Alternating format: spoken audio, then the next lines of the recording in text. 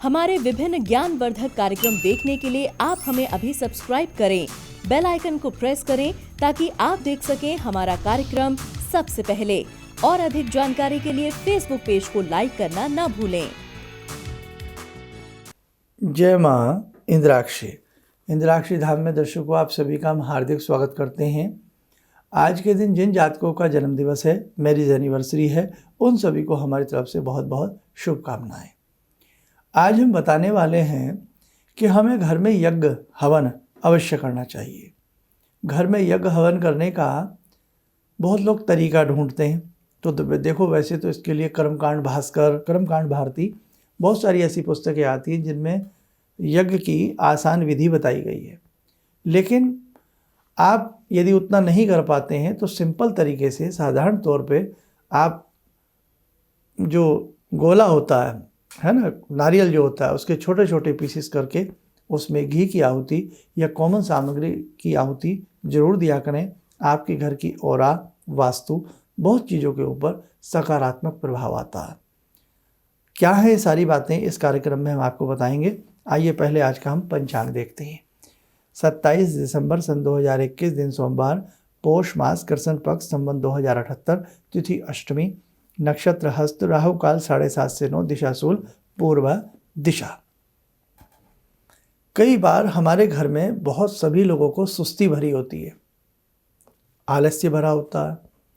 कई बार आप में से बहुत लोगों को नज़र बहुत लगती है, घर में समृद्धि नहीं रहती, घर में तरह तरह की वास मारती है, घर में बहुत लोगों को भय लगता है, घर में समृद्धि मानो रूठ जाती है और घर के अंदर तनाव, क्लेश का वातावरण जन्म ले लेता है। ऐसी स्थिति में यज्ञ थेरेपी है ना, आप करेंगे तो आपको निश्चित लाभ मिलेगा, निश्चित। अब उसके लिए या तो पूरा आपको यज्ञ की विधि आनी चाहिए, जैसे कर्मकांड भास्कर है, गीता प्रेस की कर्मकांड की पुस्तकें आती हैं, यज्ञ की पुस्तकें आती हैं, वहाँ से ले लीजिए आप, है ना। या निकटतम कहीं भी आपके कोई धार्मिक पुस्तकालय हो, उनसे मंगा लीजिए यज्ञ करने की सरल विधि। 2-4 पुस्तकें जाइए, देखिए, समझिए, पढ़िए, जो आसान लगे वो ले लीजिए। नहीं तो गीता प्रेस की तो है ही, ईजी है। अब परम पूज्य गुरुदेव शांति कुंज से जो कर्मकांड भास्कर आती है, परम पूज्य गुरुदेव की सरल यज्ञ पद्धति, नाम लिख लें, सरल यज्ञ पद्धति। आपके आसपास कोई शांति कुंज का शक्तिपीठ हो, वहाँ से आपको ये पुस्तक मिल जाएगी। बहुत आसान है, बहुत ही आसानी से उसमें तरीका दिया हुआ है, आपको बहुत अच्छा लगेगा करके। ठीक है, ये बातें तो ये हुई। अब साधारण तौर पे हम क्या कर सकते हैं, कैसे हम यज्ञ करें। अब बहुत लोग ऐसे हैं, ऐसे स्थानों पर रहते हैं जहाँ आम की लकड़ी नहीं मिलती। अब आम की लकड़ी क्यों प्रयोग करते हैं, मीठा वृक्ष होता है, मीठा पेड़ होता है, तो मीठे पेड़ की लकड़ी से यज्ञ करना स्वास्थ्य की दृष्टि से, पर्यावरण की दृष्टि से और आध्यात्मिक दृष्टि से अच्छा होता है। और आम के वृक्ष की एक विशेषता और बता दूं मैं आपको, जिन्हें ना पता हो, आम के वृक्ष पर कभी पतझड़ नहीं आता। आम का पेड़ कभी पतझड़ नहीं मानता। सारे पेड़ों के पत्ते आपने देखा होगा फरवरी के अंत में और ये सब गिरने शुरू हो जाते हैं, पतझड़ लग जाता है, लेकिन आम का पत्ता कभी नहीं गिरता है। इस प्रकार से पतझड़ नहीं होता पेड़ पर। और ये भी एक कारण हो सकता है, भगवान श्री राम ने उन्हीं के नीचे अपनी पंचवटी कुटिया बनाई थी। बड़े बड़े रहस्य हैं साहब भगवान के, उन्हें जानना तो वही जाने। लेकिन जो थोड़ा बहुत आपके साथ अपने मन की बातें शेयर कर सकता हूँ, कर लेता हूँ। अब लकड़ी नहीं मिल पाती कई जगह आम की। बहुत लोग बेचारे मैंने देखे हैं, जो फ्रूट बॉक्स आते हैं ना, उन्हीं को तोड़ तोड़ के हवन कर लेते हैं। ठीक है, ये काम चलाने वाली बात है कि साहब खाना ना मिले तो चॉकलेट खा लो, लेकिन वो सही नहीं है, अच्छा नहीं है। क्या करें, गोला, नारियल, खोपा सब जगह मिल जाता है ना, सब जगह मिल जाता है। आप देश विदेश कहीं भी रहते हैं, सब जगह मिल जाता है। बड़ा सा ले आइए, उसको लंबे लंबे रूप में, जैसी हम उंगलियां होती है ऐसे लंबा लंबा रूप में उसको काट लीजिए। और कोई भी आपके पास यज्ञ करने का छोटा सा पात्र घर में हो, नहीं तो कोई, बहुत लोग कहते हैं लोहे का मत रखिए, वो सब बाद की बातें, लेकिन ये हो रही साधारण बात। तो उसमें छोटा सा पात्र में, अब खोपा है, उसमें नेचुरल ऑयल होता है, कपूर की सहायता से, तीली की सहायता से उसे जला लीजिए, पूर्व दिशा की तरफ मुख करके बैठ जाइए। कॉमन सामग्री हर जगह मिल जाती है, कॉमन से मतलब साधारण सामग्री हर जगह मिल जाती है। नहीं तो बहुत बढ़िया बता रहा हूँ, देसी घी, सफ़ेद तिल और देसी शक्कर और थोड़ा उसमें चावल मिला लीजिए, बन गई सामग्री। ये सिंपल तरीका है, पहले लोग इसको ही बना लिया करते थे, बड़ी अच्छी उसमें सुगंधी उसमें आती है, सारा सामान प्योर हो। अब आप जिस देवता की पूजा करते हैं, गणेश जी की करते हैं, राम जी की करते हैं, भगवान तो सब एक है ना, लेकिन आप जिनकी करते हैं उन्हीं का मंत्र में स्वाहा लगा दें बाद में। कुछ मंत्रों में तो नेचुरली स्वाहा लगा होता है, वहाँ लगाने की ज़रूरत नहीं। जैसे हमने अभी 1-2 दिन पहले सरस्वती माता का मंत्र बताया, वद वद वाग्वादिनी स्वाहा, स्वाहा लगा हुआ है। जिनमें स्वाहा लगा हो वहाँ आवश्यकता नहीं, जहाँ ना हो वहाँ लगा लें। जैसे आप मंत्र पढ़ते हैं गंग गणपतये नमः, तो वहाँ नमः को हटा करके फिर स्वाहा लगा लें। ओम गंग गणपतये स्वाहा, गंग गणपतये स्वाहा, गंग गणपतये स्वाहा। दुर्गा माता का मंत्र है ऐं ह्रीं क्लीं चामुंडाई विच्चे स्वाहा, ऐं ह्रीं क्लीं चामुंडाई विच्चे स्वाहा। सिंपल तरीके से आहुति दीजिए, और आहुति जब भी दें तो पहली उंगली, ध्यान रखें इसका सहायता नहीं लेना है, बीच की 2 उंगली मिडिल फिंगर और ये आपकी अनामिका, दोनों उंगलियों से थोड़ी सी सामग्री अंगूठे से दबा करके उठाएं, कोहनी के नीचे हाथ लगाएं, अदब, रेस्पेक्ट, आराम से डालें। हवन कुंड में आहुति आराम से डालें। क्यों? जैसे हम आराम से खाते हैं। अग्नि क्या है? अग्नि ईश्वर का मुख है, उसमें आप डाल रहे हैं, अर्पित कर रहे हैं। वातावरण शुद्ध होता है, पशु पक्षियों को एक ताकत की संजीवनी प्राप्त होती है जब आप यज्ञ करते हैं, समझे? जो आकाश में उड़ने वाली पंछियाँ हैं, चिड़ियाँ हैं, उन्हें बहुत मजबूती मिलती है जो वाष्पीकरण होकर के उसका धुआं ऊपर जाता। अब देखो कहाँ बहुत लोग हमारे धर्म को ना लगे हुए हैं, पीछे पड़े हुए हैं, साहब कुल्हाड़ी लेके पीछे पड़े हुए, अरे हवन कर दिया, धुआं कर दिया। अच्छा, इतने उद्योग है, उनमें से जहरीली गैसों का रिसाव आकाश में जा रहा है, जहरीला धुआं आकाश में जा रहा है रात दिन, उससे कुछ नहीं होता। लेकिन एक व्यक्ति बेचारा घर में सिंपल तरीके से यज्ञ कर रहा है, उसमें वो ड्राई फ्रूट डाल रहा है, उसमें वो देसी शक्कर डाल रहा है, उसमें वो तिल डाल रहा है ना, सब कुछ शुद्ध कर रहा है, वो बेचारा पोल्यूशन फैला देता है। कई बार कहने वाले यहाँ तक कह देते हैं, मेरे मित्रों, मेरे साधकों, मेरे बच्चों, अच्छे काम में अपना भी मनोवेग लगाया करें। कई बार हमें लोग कह देते हैं, शर्मा जी हम हवन नहीं करते, हमें डर लगता है, हमसे कुछ गलती हो जाए तो क्या होगा साहब? हैं, हम रात दिन किसी अपने ऑफिस में गलती करें, रात दिन अपने काम में गलती करें, वहाँ डर नहीं लगता, लेकिन भगवान के नाम में हम डर जाते हैं। क्यों? ऐसा मन मत बनाइए। अगर मैं भी कल को आपको कोई गलत राय दूं, मत सुनिए मुझे, मत मेरा चैनल देखिए आप, लेकिन जो सही बात मैं बताऊं उसे तो मानिए। मैं किसके लिए बताता हूं ये रोज़ की बातें? आपके लिए। मैं बहुत बड़ी बात नहीं बोल रहा हूं, आप हज़ारों चैनल टटोल लीजिए, आप हज़ारों वीडियो देख लीजिए, आप हज़ारों टीवी के चैनल देख लीजिए, और आप मेरे 4 प्रोग्राम सुन लीजिए, सिर्फ फ़र्क नज़र आ जाएगा। क्यों? मैं आपके लिए बोलता हूँ, मैं आपके लिए समझाता हूँ, मैं अपनी संस्कृति, अपने पर्यावरण, अपने आध्यात्मिक धर्म के लिए मैं बोलता हूँ, समझे? इसलिए मैं कोई, चलिए खैर, तो इसलिए घर में यज्ञ करिए। अब हमने गायत्री मंत्र पढ़े 24 बार, 24 उसमें अक्षर है ना, तो गायत्री मंत्र से ओम भूर्भुवः स्वः तत्सवितुर्वरेण्यं भर्गो देवस्य धीमहि धियो यो नः प्रचोदयात् स्वाहा। डालिए। बहुत से एक सेंटेंस बोलते हैं ना, इदम गायत्री इदम नमम, इदम मृत्युंजय इदम नमम। इसका अर्थ सब कुछ परमात्मा आपका दिया हुआ है, इसमें मेरा कुछ नहीं है, क्या लागे मेरा, आपने दिया, आपको समर्पित। मृत्युंजय मंत्र करिए, त्र्यंबकं यजामहे सुगंधिं पुष्टिवर्धनम् उर्वारुकमिव बन्धनान् मृत्योर्मुक्षीयमामृतात् स्वाहा। करिए तो सही, अलग ही ध्वनि हो जाती है मंत्रों की। संडे समय निकालिए। तो मैंने बताया ना, खोपे की छोटी छोटी पीसेस करके उससे कर लीजिए। कुछ मत करिए, सबसे पहले अपना सब लकड़ी मिल जाए आपको, समीधा, इसको समीधा कहते हैं, आम की मिल जाए, बेरी की मिल जाए, मीठे वृक्ष की मिल जाए तो ज़्यादा अच्छा होता है। और उन्हें अपना हवन कुंड में लगाइए थोड़ा कपूर वगैरह से, और पहले अपना जल लेकर के ढाँप करके अपना पवित्रीकरण कर लीजिए, पूर्व की तरफ मुँह करके बैठ जाइए, भगवान का ध्यान करके हे परमात्मा बस मुझसे तो ऐसा ही आता है, इसे आप स्वीकार करें। जो आपको 3-4 मंत्र आप पढ़ते हैं उन्हीं में सुहा लगा करके आप यज्ञ करिए।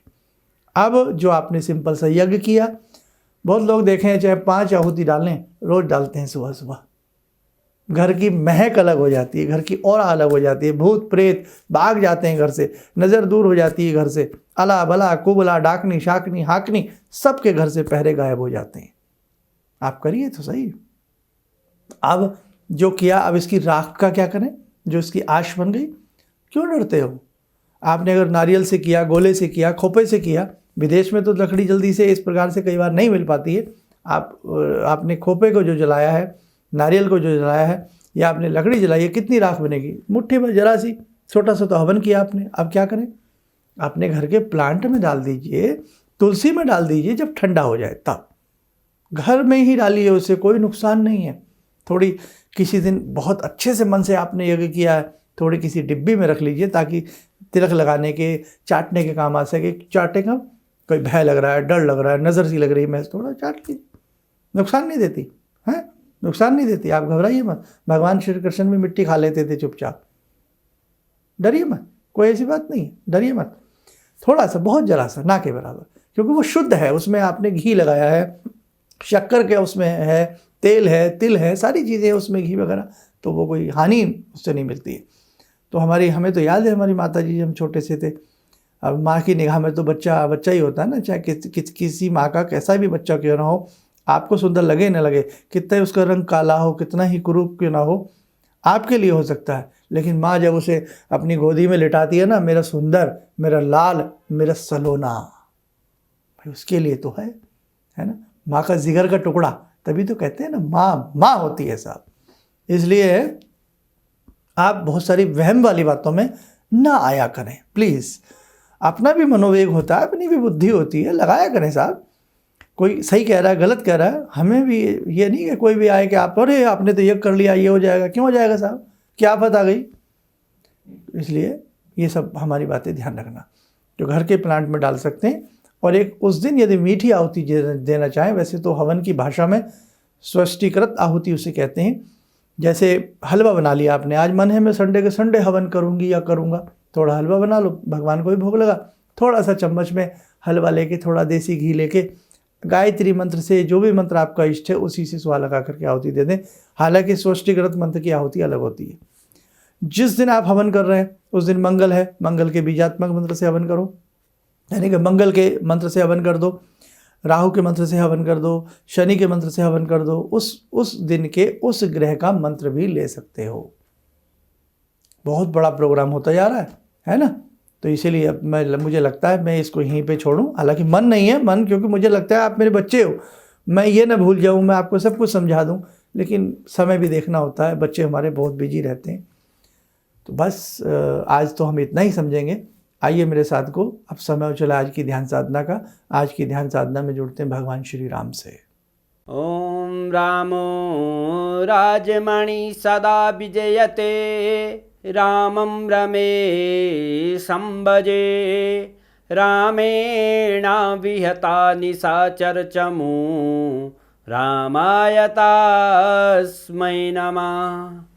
रामानास्ति परायणं परतरं, रामस्य दासोऽम्यहम्। रामे चित्तलया सदा भवतु मे, भो राम मामुद्धर। राम रामेति रामेति, रमे रामे मनोरमे, सहस्रनाम तत्तुल्यं, राम नाम वरानने। आदो राम तपोवनं दिगमनं, हत्वा मृगं काञ्चनं, वैदेहीहरणं जटायुमरणं, सुग्रीवसंभाषणं, बाले निग्रहणं समुद्रतरणं, लङ्कापुरे दाहनं, पश्चात् रावणकुम्भकर्णहननम् एतद्धि रामायणम्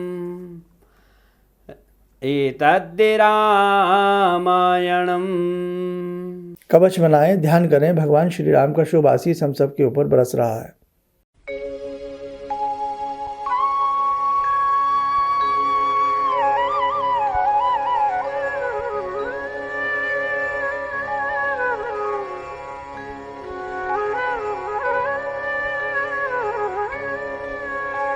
ओम बोलते हुए नेत्र खोलें, सामान्य हो जाएं।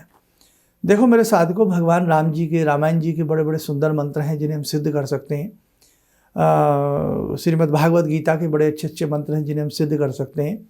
और दुर्गा सप्तशती तो खैर अपने आप में एक अलौकिक मंत्रों से परिपूर्ण है, उनके मंत्रों को हम सिद्ध कर सकते हैं। शिव के मंत्र हैं, गुरु मंत्र होते हैं। तो बस अब हमें और आपको मिलके बहुत कुछ करना, बस मैं यही कह सकता हूँ। और बस आप कुछ ना कुछ अपनी नेचर को बदलिए, कुछ ना कुछ ऐसी आदतें डालिए जिससे आपको देख करके आपके बच्चे भी कुछ करेंगे। याद आता है ना, हमारी नानी ऐसे करती थी, नाना ऐसे करते थे, दादा ऐसे करते थे, पड़ोस में एक पंडित जी रहते थे वो ऐसा करते थे, हम भी करेंगे। तो देख के ही कुछ चीज़ें कई बार संस्कार जन्म लेता है। जैसे पापा करते हैं, पिताजी अच्छा जैसा करेंगे वैसी संतान करेंगे। तो आप ज़रूर करिएगा ताकि आपकी पीढ़ी इन सब बातों से वंचित ना रह जाए, आपके घर की औरा हमेशा अच्छी बनी रहे। और यज्ञ करने से अनेक प्रकार की बाधाएं भी दूर होती हैं, इसमें कोई शक नहीं है। आप स्वस्थ रहें, सुखी रहें। इन्हीं शुभकामनाओं के साथ हम अपनी वाणी को विराम देते हैं। जय माँ इंद्राक्षी। भगवान से जुड़ो, और भगवान को से जुड़ने का जरिया आपने बताया, बहुत अच्छा लगा, बहुत धन्यवाद। और सनातन धर्म को जिंदा रखने के लिए आप जो प्रयास कर रहे हैं वो बहुत सराहनीय है।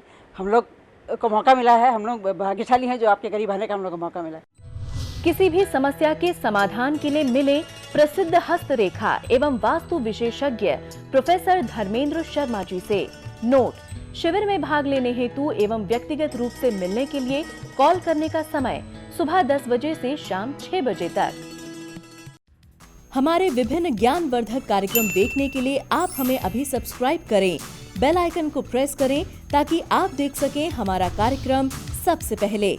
और अधिक जानकारी के लिए फेसबुक पेज को लाइक करना न भूलें।